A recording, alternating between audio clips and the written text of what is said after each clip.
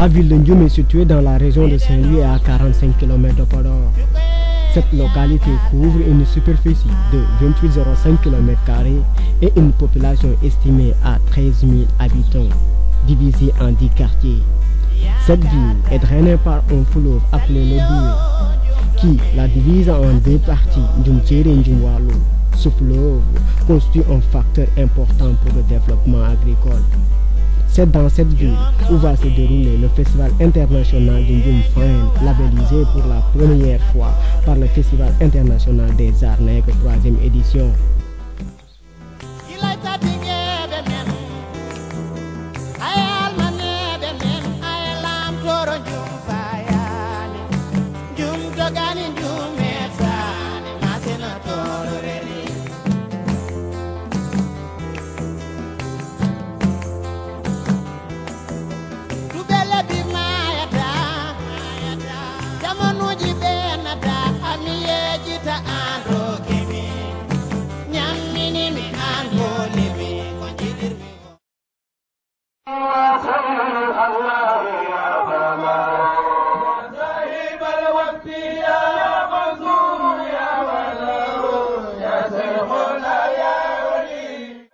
C'est par un récital du Saint-Coran que débute la Foine.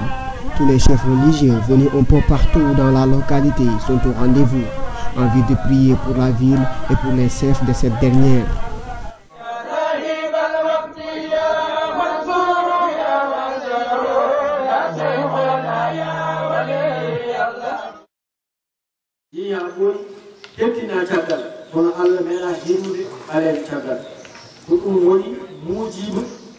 Festival Batedo, ma aleli ɓeydo andude hoore mum ɓeydo jabbude hoore mum wawa waddude e wuurdi e aduna o ha gueɗal Afrique e gueɗal ɓaɗe fof yalti ko ɗum woni thème central o ɗum noon waɗi eɗenne mbiɗen so tawi ko ɗum ɗon waɗete en ɗo e Ndioum eɗen mbiɗi nannede hen Ndioum naata e taarih aduna o nannirte ko jewten ko fate enenne holko Elhadji Oumar Foutiyou Tall e yaadiɓe mum gaddi e ɓamtare ɓaleɓe holko ɓaleɓe gaddi e ɓamtare aduna o ko ɗum Sénégal fof yewnen. Allahumma ij'alhu lana hujjatan yawma ddin. Allahumma anfa'na bima sarrafta fihi min al-ayat wa dhakkirna bima darabta fihi.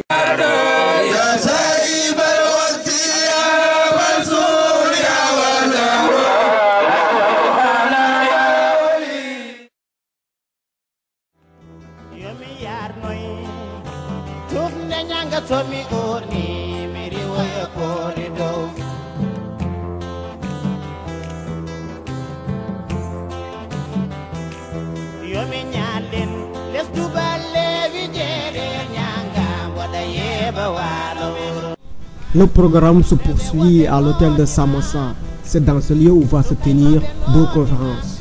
La première conférence porte sur la vie et œuvre de Elhadji Oumar Tall et la seconde porte sur l'investissement que Millennium Challenge Account compte faire en vue de développer les régions du Nord, y compris Ndioum.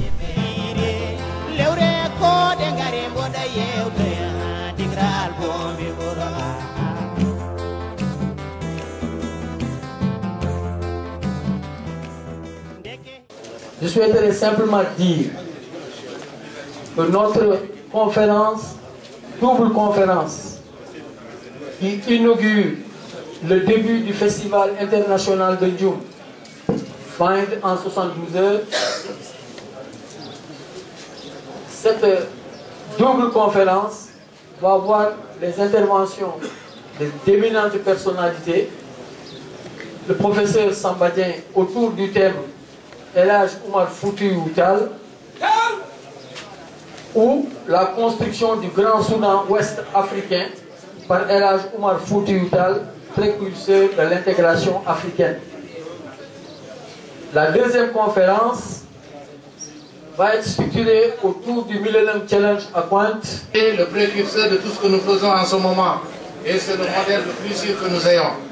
Le parcours d'Elhadji Oumar dans les pays arabes montre évidemment un homme qui a eu beaucoup de mérite et qui a encore une fois maîtrisé la langue et la culture arabe. Aujourd'hui, si les jeunes vont dans les pays arabes, c'est pour chercher du savoir ou pour chercher de l'argent.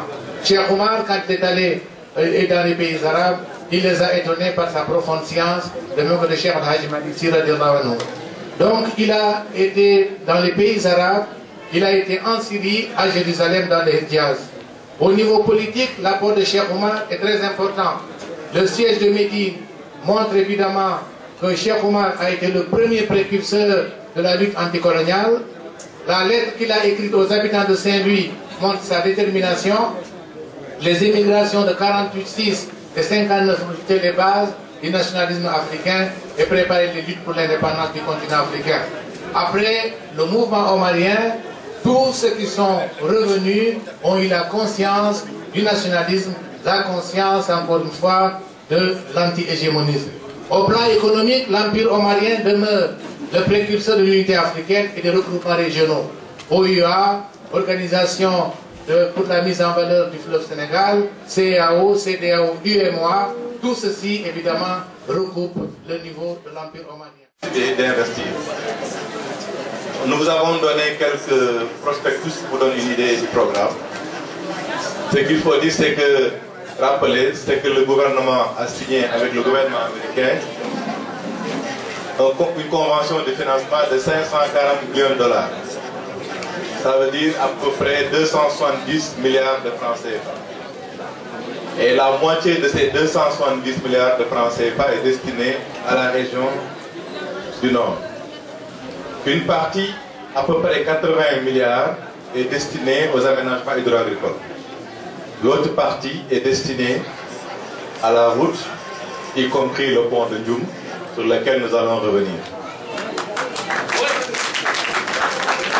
Donc quand nous avons analysé la situation dans la région, nous nous sommes rendus compte que l'unité, la première priorité, c'est le pont de Ndioum. Puisque c'est à partir du pont de Ndioum qu'on peut accéder au reste de l'île à Morphée. Après le pont de Medina Ndiaye. Mais après le pont de Ndioum, il y a les routes à l'intérieur de l'île à Morphée qui doivent relier.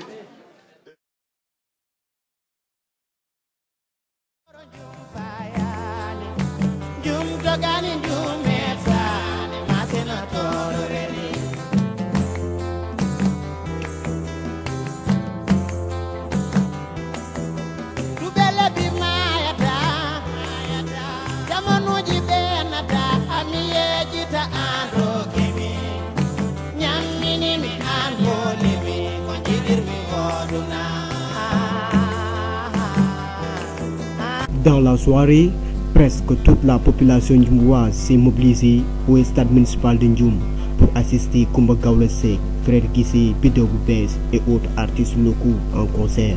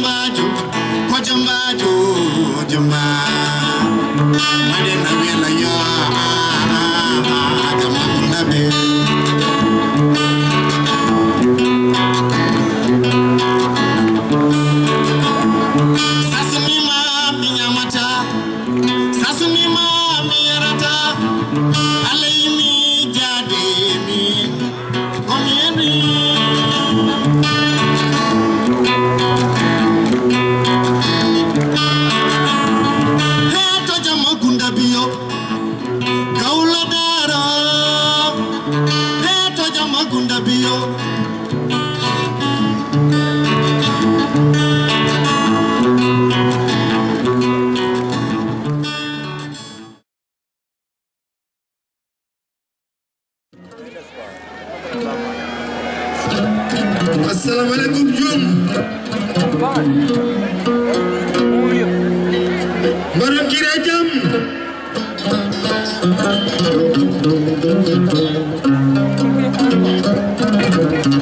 Ini alhamdulillah.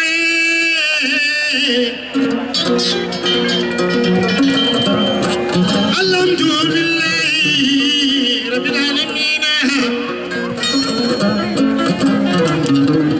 Asik min kayfidati.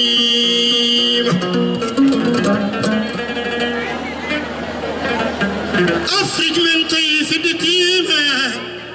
Tawi jabidum ko jum tonde masina toro.